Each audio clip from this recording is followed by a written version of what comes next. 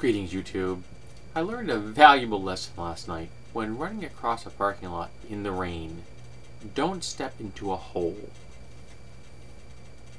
I get this on my elbow. I have a matching one on my right knee. I appear to have bruised my right hip.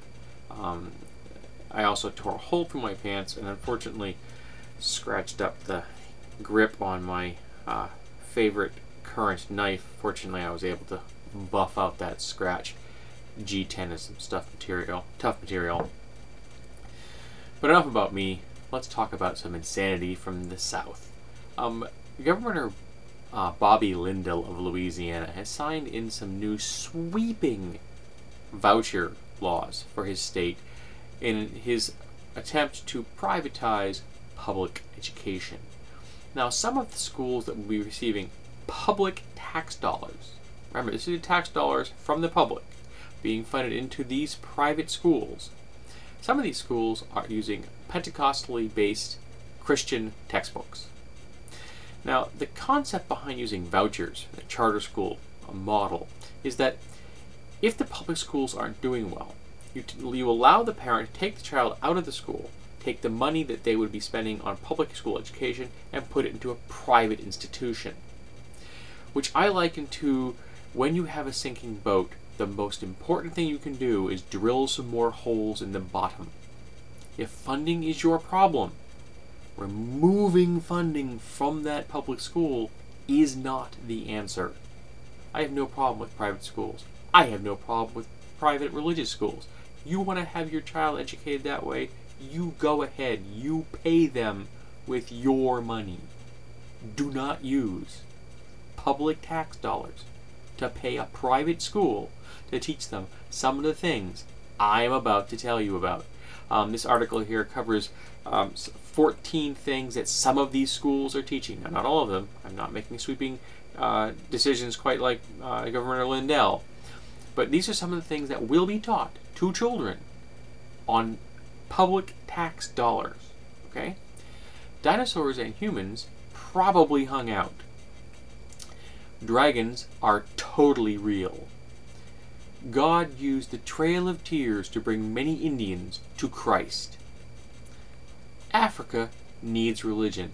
Funny, I thought Africa had religion, all of its own. Slave masters were nice people. The KKK was A-OK. Here's a quote. The Ku Klux Klan in some areas of the country tried to be a means of reform, fighting the decline in morality and using the symbol of the cross. Klan targets were bootleggers, wife-beaters, and immoral movies. In some communities, it achieved a certain respectability as it worked with politicians. That's going to be taught to children. The Great Depression wasn't as bad as the liberals made it sound, so apparently it was just a PR issue. The SCOTUS enslaved fetuses.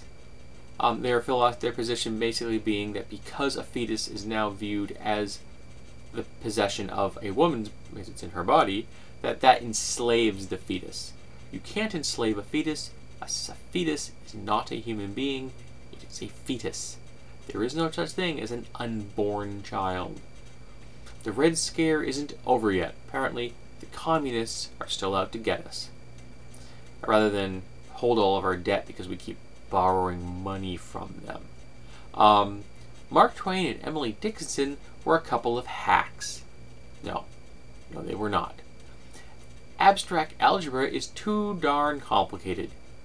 Apparently, at least one of the textbooks shows that set theory doesn't exist. Gay people have no more claims to special rights than child molesters or rapists. Well, you see, the gay community isn't looking for special rights. The gay community is looking for the same rights as all other Americans have, and comparing them to criminals is unethical and immoral. Global environmentalists have said and written enough to leave no doubt that their goal is to destroy the prosperous economics of the world's richest nations. Or climatologists are desperately trying to convince everyone that if we don't do something very soon, we're going to drown the coasts of the entire planet. And lastly, globalization is a precursor to rapture. Now, I can understand if you have an argument against globalization. World economic policies are complex, they are difficult, and they have numerous unintended consequences. I can understand that. There are times when I myself vacillate on whether I think that globalization has been a benefit or a curse, a boon or a bane. But it's got nothing to do with the concept of rapture, which is bizarre and strange all of its own. And someday I want to get my hands on one of those rapture posters that people slap up on billboards and stuff. I want to get one that's in pristine condition. I really do. I want to frame it and put it on my wall. They make me smile every time I see them. I just shake my head. So these are some of the things that will be taught to children in the United States of America on public tax dollars, because the best policy that some people can find for a public education system which is in desperate need of more money is to take money away from it.